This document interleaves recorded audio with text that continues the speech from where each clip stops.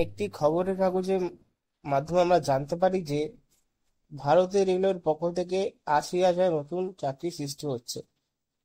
তো এখানে তা নিয়ে বিস্তারিতভাবে আলোচনা করব আজকের এই ভিডিওতে। ভিডিওটি সম্পূর্ণ দেখতে থাকো।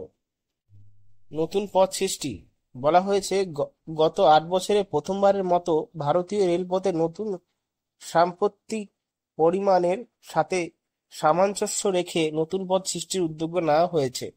মোট পদ, রেলপথে মোট ৮০,০০০-এর বেশি নতুন পদ সৃষ্টি হতে পারে। কাজের ধরন বলা হয়েছে, কেন এই পদগুলো কেন তৈরি হয়েছে দেখো।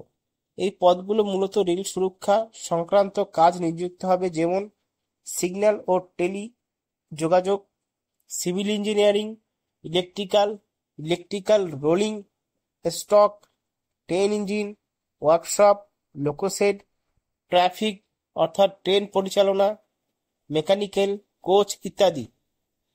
এই পদগুলো মূলত সুরক্ষা সংক্রান্ত কাজে ব্যবহৃত হচ্ছে। কারণটা শুনুন। নতুন ট্রেন ও মালগাড়ি, নতুন রেল লাইন, উচ্চগতির ট্রেন চালানোর জন্য অটোমেটিক সিগন্যাল সিস্টেম, ট্র্যাকার রোধী নতুন কৌশল, বিদ্যুৎকরণ ইত্যাদির রক্ষণাবেক্ষণ এবং ও নিরাপদ ট্রেন পরিচালনার জন্য এই পদগুলো সৃষ্টি করা হচ্ছে।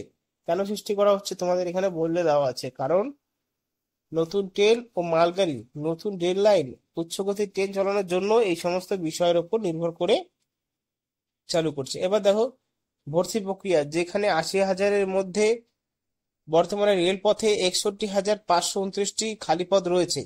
এই সমস্ত পদের জন্য ভর্তি প্রক্রিয়া ২০২৪ ডিসেম্বর মধ্যে সম্পূর্ণ হবে। তো এখানে ডিসেম্বর মাসে সমস্ত যত রিক্রুটমেন্টের ভ্যাকেন্সি রয়েছে সমস্ত রিক্রুটমেন্ট কিন্তু ২০২৪ ডিসেম্বর মাসেই করা হবে। অনুমতি, এই অনুমতিটা কে দিচ্ছে? এই রেলপথে ৮০,০০০-এর যে নিয়োগটি করছে সেই অনুমতির কে দিচ্ছে দেখতে পাচ্ছ এখানে। রেলপথে নতুন পদ সৃষ্টির জন্য অর্থ মন্ত্রকের অনুমতি নেওয়া প্রয়োজন। রেলওয়ে বোর্ডের চেয়ারম্যান ও সিও সতীশ কুমার অর্থ মন্ত্রককে এই বিষয়ে একটি চিঠি পাঠিয়েছেন। এবার দেখো এই যে কাজগুলো আগে কারা করতো, এই সমস্ত কাজগুলো যেরকম এই যে মালগাড়ি, রেললাইন, উচ্চগতির ট্রেন চালানো, এসব এসব ঠিকাদার ব্যবস্থা ছিল। রেল সুরক্ষা সংক্রান্ত কাজগুলো ঠিকাদার ব্যবস্থার পরিবর্তে সরকারি কর্মচারীদের দ্বারা করার পক্ষে মত দিয়েছেন রেলওয়ে বোর্ডের চেয়ারম্যান। তো এখানে বলা রয়েছে, এবার সারসংক্ষেপে আমরা বলছি, শুনে নিন।